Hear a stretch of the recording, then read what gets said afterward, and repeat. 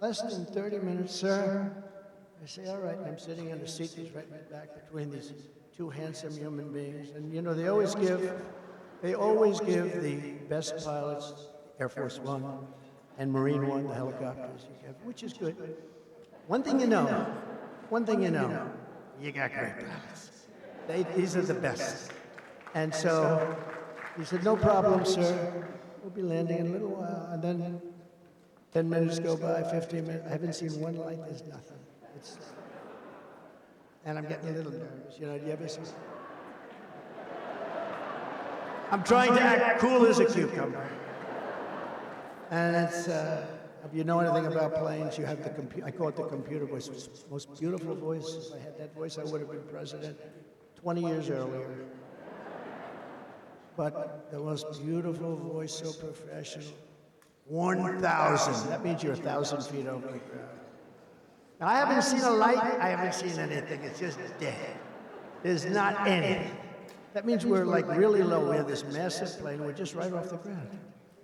Then it goes 900, 800, 700, 600. Now we're 600 feet off the ground.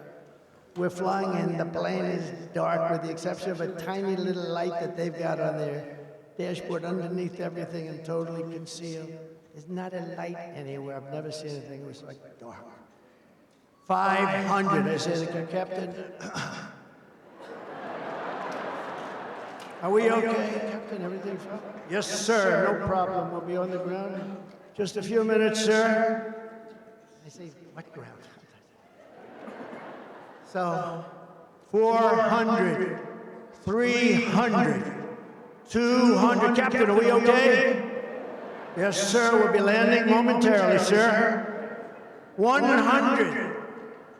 Now, usually when you're in these planes, I do it a lot. You have lights bursting, bursting. Big lights. You got our runway. It's lit up like a candle. There's not one light.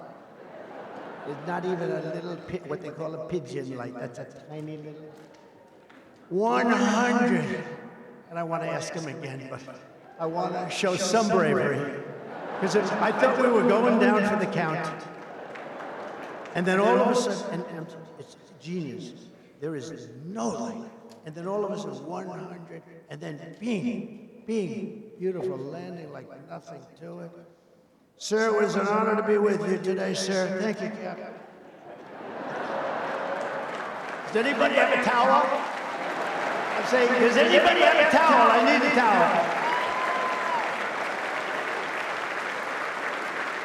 So now I'm walking out and getting ready to go down and meet the generals in Iraq to find out why we're not defeating ISIS. And I see my staff and I say, that was quite an experience I just had. Yes, sir.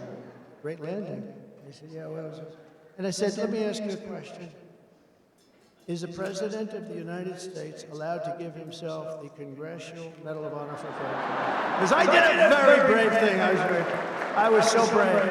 Am I allowed to do it? And they said, sir, it would not be a good thing to do.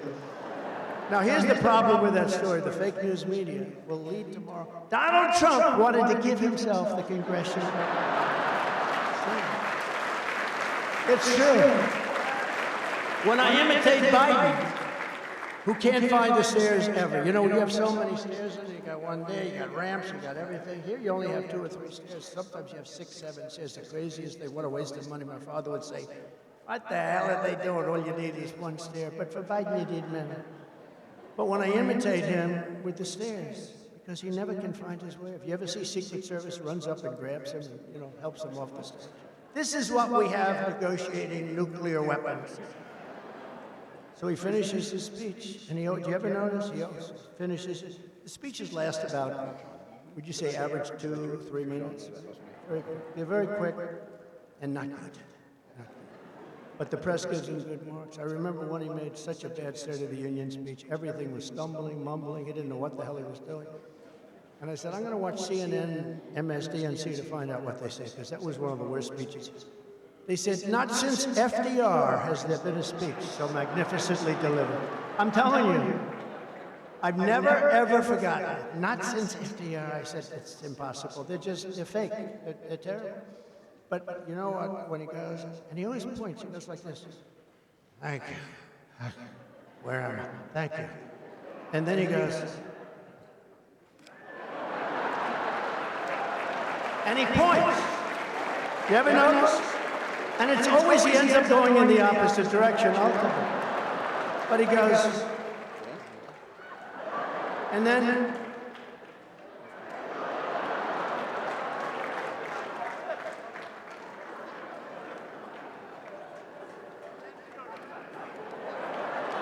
but if there's a wall behind him, he ends up walking into the wall.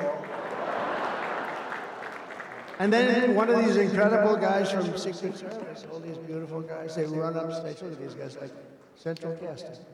They'll run up stage, they'll grab him, and they're not meant to smile. You know, they're very hard line. When I tell stories, they're like this. I guess they're trained that way. Never smile. You say, good morning. Well, sure. They actually turn away. Then it's good. This way you don't have to say good morning all the time, okay? No, they train them. But so one of these guys will run up and grab him and take him off the stage. This is what we have as our president. But the worst thing is when I do that, the fake news. I call up my wife, our great first lady. She was a great first. People love her. People love her. Oh, look at that. Wow. Mercedes, that's pretty good.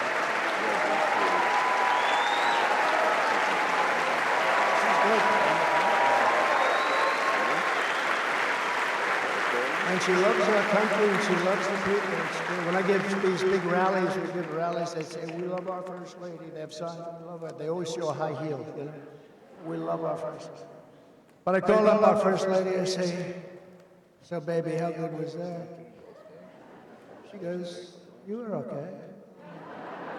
She's a very tough critic. I'll go into a group, I'll speak in front of 55, 56, 68,000 people sometimes. I'll call her up, I'll say, how good was I tonight? Was that unbelievable? She goes, well, your hair didn't look good. That's not. But it's very hard to get, like, you know, once in a while she goes, you were really good tonight. That's like a major. But I said, in this case, I said, how good was that tonight? She said, you were really good tonight, but what happened? You couldn't find your way off the stage. Because the fake news said Donald Trump couldn't find his way off the stage.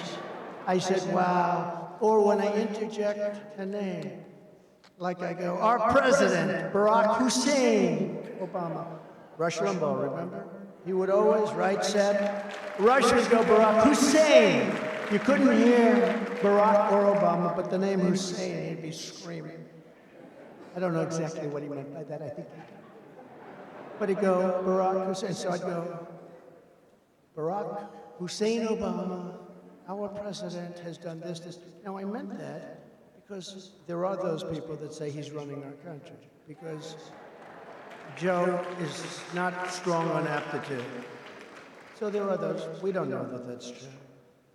But they go out and they say, Donald Trump, headline. Donald Trump doesn't know who the president of our country. He thinks Obama's the president, Lou. Look at the great Lou Dobbs. He thinks Obama is the president. So when I'm sarcastic, because I'm sort of a sarcastic guy, I find humor in sarcasm, but it's very dangerous because they take it very seriously. But it's a very serious subject because of what happened. To finish the first story. Hey, by the way, isn't this better than reading off a frickin' teleprompter?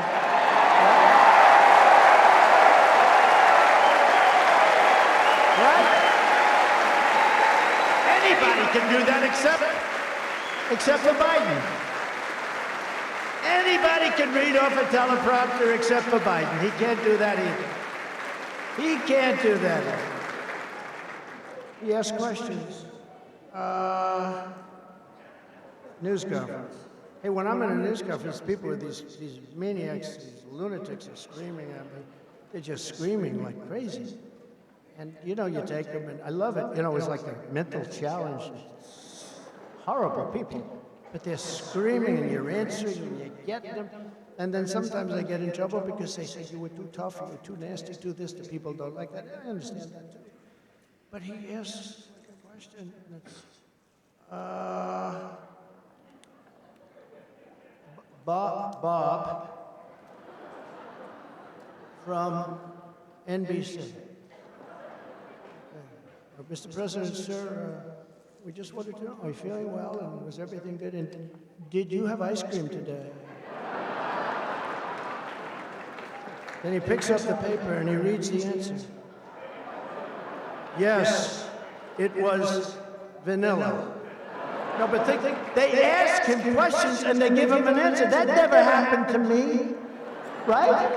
I walk out there and it's like a free-for-all. But it's a sad thing. Okay. So now I go off and watch. You know this is all genius, okay? You do know. I hope. I always say my uncle was the longest-serving professor in the history of MIT, Dr. John Trump. We have a lot of great aptitude. They'll say, you ramble. Nobody can ramble like this. Nobody. If they did, they wouldn't even try.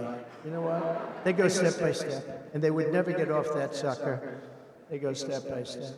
But what happens, and it's very interesting, we get on the plane, we get off. Now I've just learned that I should not give myself the Congressional Medal of Honor. My people are saying, can you believe he asked that question? But we get off the plane, and I'm walking down. I'm going down this big ramp. I took the high stair, you know. I don't like the children. We call it the children's. I never had a problem with it, but I'm walking down, and I'm looking down, and I see these central casting people. A general, another general, a colonel, a staff sergeant could be in any movie.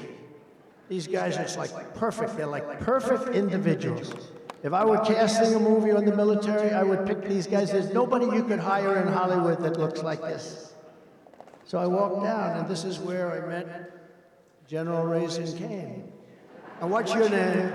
General, what's your name? And he gave me his name. What's your name, Sergeant? Yes, sir. I love you, sir. I think you're great, sir. I'll kill for you, sir. Then he puts on a Make America Great Again. You're not allowed to do that, but they did. I remember I went into the hangar, and there were hundreds of troops. And they're not supposed to do this, but they all put on the Make America Great Again. Not supposed to.